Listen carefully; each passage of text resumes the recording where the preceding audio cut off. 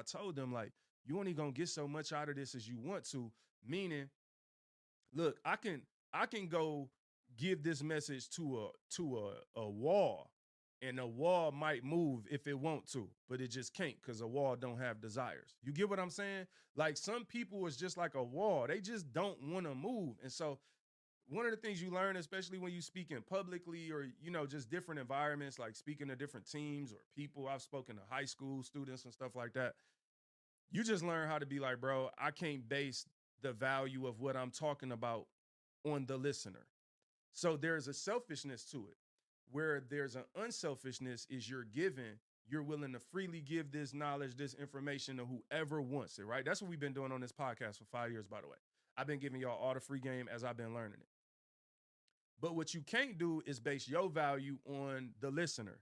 Because the reality of it is, some people are just a wall or a thirsty horse standing in front of a bucket of water and just refuse to drink it.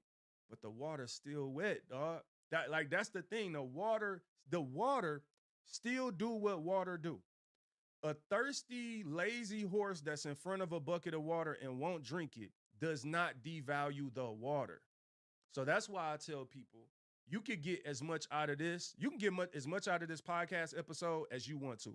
For some people, they just don't line. You just scrolling, and I ain't, I got 10 seconds to say something that get your attention. All right, cool. Like you gonna keep scrolling. Like you might already be successful. You might not even need what I'm talking about.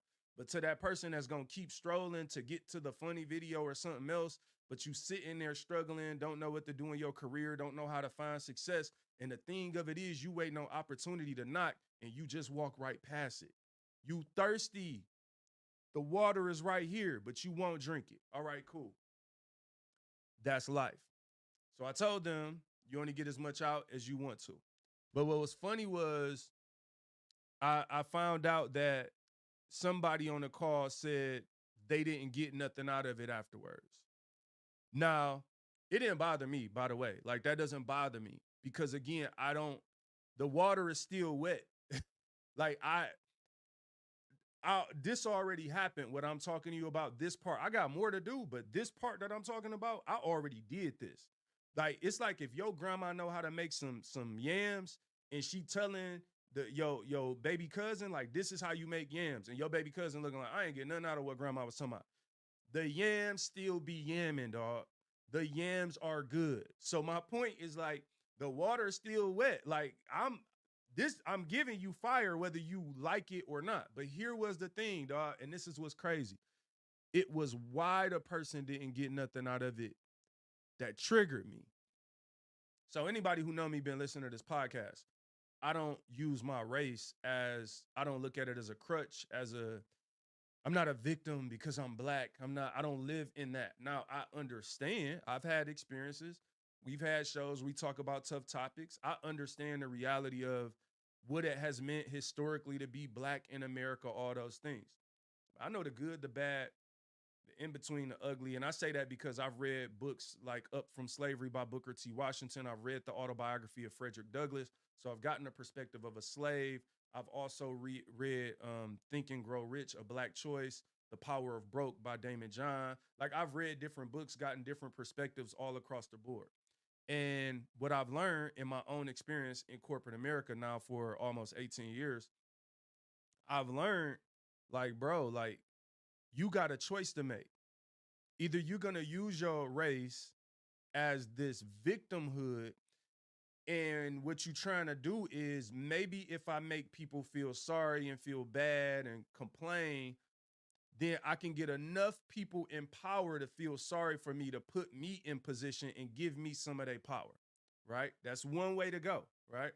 Or I can go the route of, no, I'm not going to believe, even if somebody do think less of me because of my color or they're that small-minded, I don't buy into that.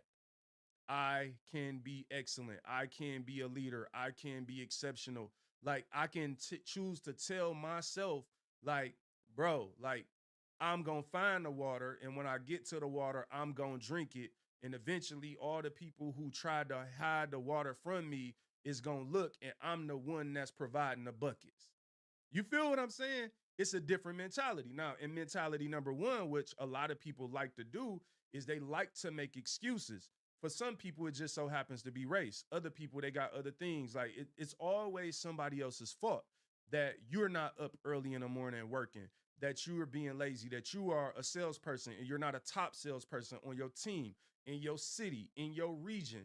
Not like you're not nowhere on the leaderboard. The leaderboard, you got to be like, let's say if it's 100 sales reps, they not going to show you the top 100. If it's 100 of y'all, they're going to show you the top 10. So if you 11, 12, 13, you don't even make the board. Like you don't make the leaderboard. What am I saying? I'm saying if you sales rep number 79 out of 100, but then you're saying you're not getting promotions or you're not getting opportunities because you black, Chinese, white, tall, short, ugly, like whatever you are, ain't nobody ugly. Y'all all cute. But if you making excuses, bro, my thing is you number 79. Is it possible that this ain't got nothing to do with nothing about you other than you? All right. So that's the person that wants to make the excuses and be the victim and make people feel sorry for them to get them opportunity. The reason I decided not to go that route. Now that works for some people. Good for you. Congratulations. The reason I strategically decided, one of the reasons I didn't go that route is because I was like, bro, how long is it going to take me to be wealthy taking that route? Like, how long is it going to take me to reach my goal if the only way I could get there is to convince you to give me some of your power? When I know people are power hungry, money hungry, they not going to let go of their money for me. Then now I can only get something if you decide to give it. That puts me in the position of only thinking about receiving things when the Bible says it's better to give than receive. Cool. Or I could take the mentality, all of y'all could doubt me. You could doubt me because I'm black. You could doubt me because I'm light skinned. You could doubt me because I'm bald head. You could doubt me because I'm from Detroit. You could doubt me because I'm from the east side. You could doubt me for anything, bro. And I'm not going to doubt me because you doubt me. You got to live with that. I know who I am. I know the gifts God gave me, and I am willing to work to make others a believer in that gift. And the point that I'm making is we're talking sales now. We ain't talking about like in church. I'm talking to y'all about business. This is a faith and business show. This is a business topic today, and it can help you even in your faith, right? Because the Bible says faith without works is dead. And so you can't be lazy and have faith. And so it's a lot of lazy people out here saying I'm gonna believe in God. God gonna give me a BMW. Bro, you late to work every day. You not even the best clothes folder at your job at the clothing store. Listen, bro, when you work, I don't care what you do in life, you should try to be the best. That's what I believe. The Bible says work as unto the Lord. So how you a salesperson and you lazy and you complaining, ain't nobody, and it's what you ain't working unto the Lord, fam. So I'm on this call. My point, I'm back to the point for the 5 people that's gonna see this. Um, the person was triggered, somebody was triggered because I mentioned that race didn't matter to me. I'm like, I don't care if you white, black, I don't care if you're a man, woman. Like what I'm talking to you today supersedes that. This idea that, this idea that you can have success regardless of whatever, it offends some people.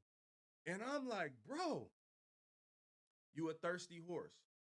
I'm sitting here with a bucket of water right now trying to give you free game because the level you at in corporate America, respectfully, I already been there. So it's just like me. I got mentors. I got people that's further along than me. When I'm dealing with them, they already been where I'm at. They giving me free game, taking time out of their day to talk to me. I'm all ears, bro. I'm begging people like, give me feedback. Tell me how to grow. Tell me how I can improve and do better because you already been where I've been. And I'm going to tell y'all the realest thing, dog, the hardest thing since I've become even just a little successful is like, it's hard to get a horse to drink the water, dog. Like I be realizing I'm putting all this effort into bringing y'all the water. Like the water didn't just get there. I had to carry the bucket. and I'm doing more work than you. Like I carried the bucket, I went to the well, I did everything to get enough water to have enough to share or give to you for free of charge. I don't want nothing from you. I'm up at 8 o'clock in the morning. I'm on y'all sales call. I don't work for y'all organization, nothing. Like I'm not getting paid, nothing. I'm just here because I want to give you free water. And you like, I like, I mean, I'd rather be thirsty. Tanya, what up, sister? How you doing? It's been a minute. You good? You ain't interrupting. All love, sister. Hopefully you good. Yeah, I've been on a break. I've been chilling for a minute because the thing that triggered me and frustrated me was like, bro, you mad about something that you want to be mad about. You mad at me because I took away your excuse. I put water in front of you and told you the only thing stopping you from drinking water is you. And you got mad looking at the water and you saying, "No, it's other stuff stopping me from drinking water."